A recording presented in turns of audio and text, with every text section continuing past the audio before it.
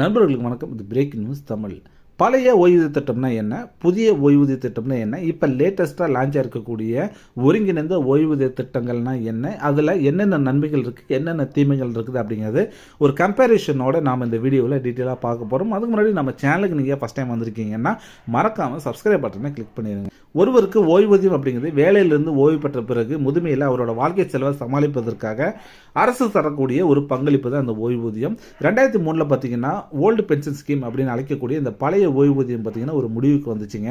2004 new pension scheme அப்படின்னு பார்த்தீங்கன்னா புதிய ஓய்வூதிய திட்டத்தை வந்து மத்திய அரசு வந்து கொண்டு வராங்க. இதை அரசு ஊழியர்கள் மேக்சிமம் எல்லாருமே பார்த்தீங்க அப்படின்னா ரொம்ப கடுமையாக வந்து எதிர்த்தாங்க. இதனால் 2023 இது வரைக்குமே பார்த்தீங்கன்னா எந்த ஓய்வூதிய திட்டத்தை வந்து ஃபாலோ பண்ணுறது அப்படிங்கிற ஒரு குழப்பமான மனநிலையோடு தான் வந்து மத்திய அரசும் இருந்தது, அவங்களை சார்ந்து இருந்த அந்த அரசு ஊழியர்களும் இருந்தாங்க. இப்போ ஒரு லேட்டஸ்ட்டாக ஒரு அறிவிப்பை வந்து இப்போ வெளியிட்டிருக்கிறாங்க. என்னன்னு பார்த்தீங்க அப்படின்னா ஒருங்கிணைந்த ஓய்வூதிய திட்டம் அப்படின்னு ஒரு திட்டத்தை வந்து இப்போ லான்ச் பண்ணியிருக்கிறாங்க. இது பார்த்தீங்கன்னா நெக்ஸ்ட் ஏப்ரல்லேருந்து இது வந்து லான்ச் ஆக போகுதுங்க. ஸோ இதில் இருக்கக்கூடிய நன்மை என்ன, தீமை என்ன அப்படிங்கிறத பற்றி கொஞ்சம் டீட்டெயிலாக பார்க்கலாம். ஸோ பழைய ஓய்வு திட்டத்தின் கீழே பொதுவாக ஒரு அரசு ஊழியர் வந்து அவருடைய கடைசி சம்பளத்தில் 50% வந்து ஓய்வூதியமாக வழங்கப்படுங்க. இதை தவிர பணவீக்கத்துக்கு ஏற்ப ஓய்வூதியத்தில் வந்து பல மாற்றங்கள் வந்து செய்யப்பட்டுக்கிட்டே வரும். புதிய ஓய்வு திட்டத்தில் இந்த மாதிரி எல்லாம் இல்லைங்க. ஸோ நீங்கள் ஒர்க் பண்ணுறீங்க, நீங்கள் ஒரு அரசு ஊழியர் அப்படின்னா உங்களுடைய பங்களிப்பு கண்டிப்பாக இருக்கணும், அதே மாதிரி அரசுடைய பங்களிப்பும் கண்டிப்பாக இருக்கணும் அப்படிங்கிற மாதிரி தான் புதிய ஓய்வூதிய திட்டமானது லான்ச் பண்ணப்பட்டது. 2024 கொண்டு வரப்பட்ட இந்த ஒருங்கிணைந்த ஓய்வூதிய திட்டத்தின் கீழே பணியாளர்களும் பணம் போடணும், அதே மாதிரி அரசும் பணம் போடணும் அப்படின்னு வந்து சொல்லியிருக்கிறாங்க. அரசு மற்றும் பணியாளர் இவங்க 2 பேரும் சேர்ந்து எவ்வளோ பணத்தை சேர்த்து வச்சிருக்காங்களோ அதை பொறுத்து தான் உங்களுக்கு அந்த அரசு பணியாளருக்கான ஓய்வூதியமானது கணக்கிடப்படும். ஸோ இது எல்லாம் ஒரு சிம்பிளான கால்குலேஷனில் நம்ம பழைய ஓய்வு திட்டம், புதிய ஓய்வூதிய திட்டம் மற்றும் ஒருங்கிணைந்த ஓய்வூதிய திட்டத்தை பற்றி தெரிஞ்சுக்கலாம். பழைய ஓய்வூதிய திட்டத்துக்கும் புதிய ஓய்வூதிய திட்டத்துக்கும் இருக்கக்கூடிய டிஃப்ரென்ஸ் என்னன்னு பார்த்துருவோம். ஸோ இது ரெண்டுமே பார்த்தீங்கன்னா இது கால்குலேட் பண்ணக்கூடிய முறையில் தான் ஃபஸ்ட்டே வேறுபடுது. பழைய ஓய்வூதிய திட்டத்தில் கடைசி சம்பளத்தோடைய அடிப்படை மற்றும் அகவிலைப்படி ரெண்டும் சேர்த்து 50% ஓய்வூதியமாக வழங்கிட்டு வந்தாங்க. ஆனால் புதிய ஓய்வூதிய திட்டத்தில் கடைசியாக வேலை செஞ்ச 12 மாதத்துடைய சம்பளத்தில் இருந்து 50% மட்டும் வந்து ஓய்வூதியமாக அளிக்கப்படும் சொல்லியிருந்தாங்க. அகவிலைப்படியில் இதில் வந்து சேர்த்தலை. ஸோ பழைய ஓய்வூதிய திட்டத்தில் ஊழியருடைய பங்களிப்பே கண்டிப்பாக டோட்டலாகவே இல்லைங்க. ஆனால் புதிய ஓய்வூதிய திட்டத்தில் பணியாளருடைய பங்களிப்பு 10% இருக்கணும்னு வந்து டிசைட் பண்ணியிருந்தாங்க. ஸோ புதிய திட்டத்தில் பொதுவாக ஆண்டுக்கு 2 முறை வந்து அகவிலைப்படி வந்து திருத்தப்படும் அப்படின்னு வந்து சொல்லியிருக்கிறாங்க. ஆனால் அந்த அகவிலைப்படியே பார்த்தீங்க அப்படின்னா அங்கே வந்து கால்குலேட் பண்ணுறது கிடையாது. ஸோ பழைய ஓய்வூதிய திட்டத்தின் கீழே ஓய்வூதியம் பொதுவாக சம்பளத்தில் 50% கிடைக்குங்க. அது மட்டும் இல்லாமல் அகவிலைப்படி டிஏவும் சேர்ந்து கிடைக்கும் அப்படின்னு முன்னாடியே நம்ம பார்த்தோம். இப்போ அதுக்கு ஒரு எக்ஸாம்பிள் பார்ப்போம். ஒருவர் ஒரு வருஷத்துக்கு ஒரு 15 லட்ச ரூபா வந்து சம்பாதிக்கிறான்னு வச்சுக்குவோம்.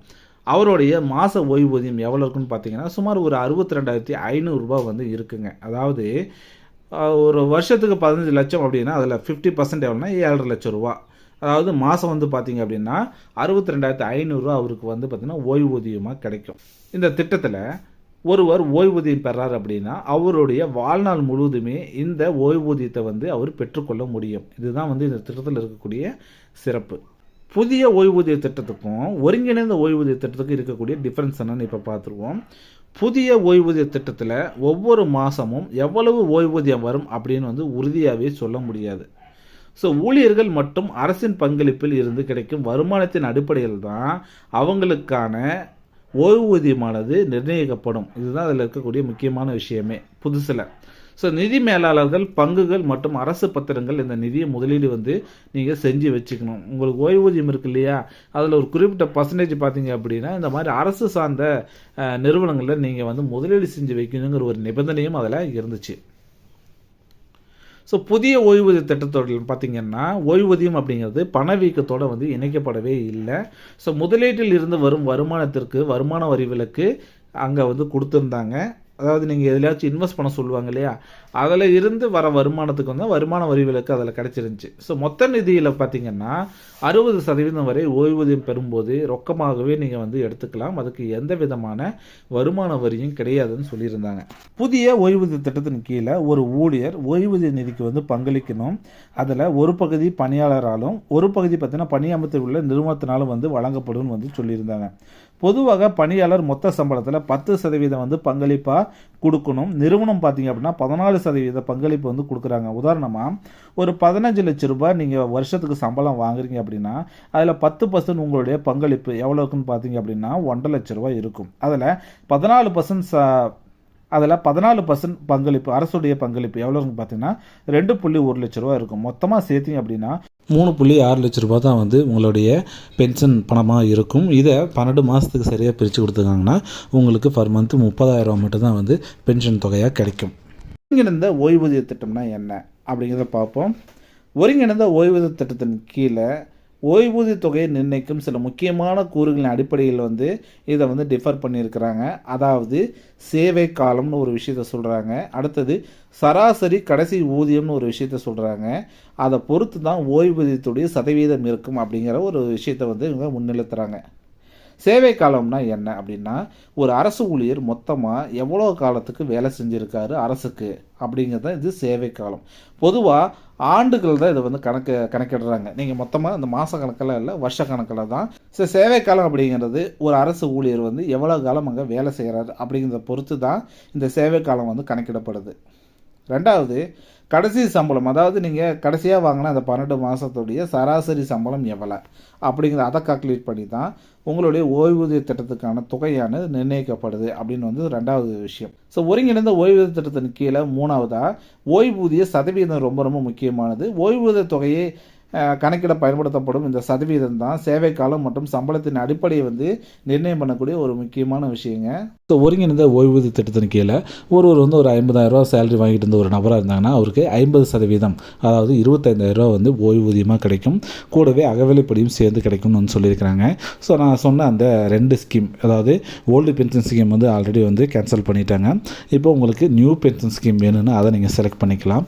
அல்லது இந்த ஒருங்கிணைந்த ஓய்வூதிய திட்டம் அப்படின்னு இந்த பென்ஷன் ஸ்கீம் வேணாலும் நீங்கள் இதை வந்து செலக்ட் பண்ணிக்கலாம்.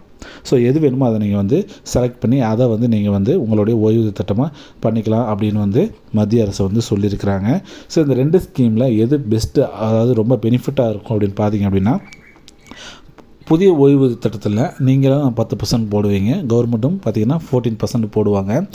இந்த அமௌண்ட் மட்டும்தான் உங்களுக்கு வந்து கிடைக்கும். இல்லை எனக்கு இதெல்லாம் வேண்டாம், நான் ஒருங்கிணைந்த ஓய்வூதிய திட்டத்தில் வரேன்னு பார்த்தீங்கன்னா இதுலேயும் நீங்கள் 14% நீங்கள் 10% போடுவீங்க, கவர்மெண்ட்டும் பார்த்தீங்கன்னா 14% போடும். கூடவே பார்த்தீங்கன்னா அகவிலைப்படியும் வந்து சேர்ந்து வரும். இப்போ இந்த 2ல் எது வேணுமோ அது நீங்கள் வந்து சூஸ் பண்ணிக்கலாம்.